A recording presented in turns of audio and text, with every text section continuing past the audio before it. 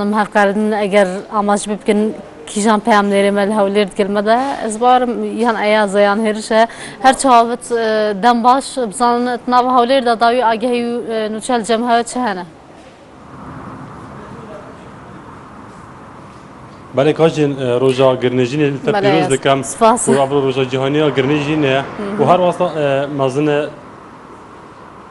هر واسطه مازن تیروست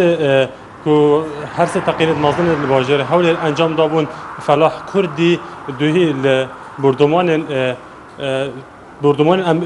تباران کردن امریکا الواجر حاویجا هاتا کشتن کو هر سه تقریبا مازن الواجر حول اوی انجام دابون و هر واسطه دوهی آمار کاتر گهاندن کو د کنگره کی روزنامه افغانی دا 25000 کس الهرم کردستان مشختی در و ولاتی بوینه اویش وانا راگهاند سکرتر پنابرین عراق راگهاند کوش بر کریز روی بهرم کردستان بونه شوانا کریز آبوری و هندک پرسنت سیاسی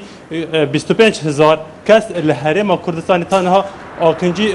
کوچ مشختی در و ولاتی بونه و پترج 800000 کس تا لتوای عراق مشختی در و ولاتی بونه و هر واسطه لسر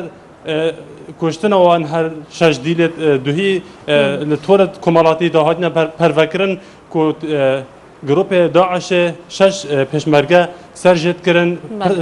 سرکاتیا هرم کردستان تان هات بیشتن اف چنده بمنها تا پشراس کرن و دیفچونه بو چنده کین سواره و هر واسطه لسر پرسا سرکاتیا هرم کردستان پنج آلین سیاسی بریار شش مه جوین خال دار بخن ل باجر حولره کو دبیت نهم جوین وانا لسر پرسا سرکاتی کو فاضل میرانی بودنگ امریکا را گهانده بو هر کس دناف و میدان دابشته داره دوان جوین دابشته داره اوی خوکش لمیدان شر دویتن بردوامی بدن و هر واسطه شرکو عبدالله برسواوی داد پارلمانتار گوران دبیجیتن لسر پرسا سرکاتی اگر کس خوکش کو برسوا فاضل میرانی داد بیجیتن کردستان هرم کردستان روی گل قیران بویا شوانا 20 میلیارد دلار هرم کردستان تنها 20 میلیارد دلار قرضاره هرم کردستان هوا توشی گلک گرفتار کردیا کو اول برسوا فاضل میرانی داد کو بریار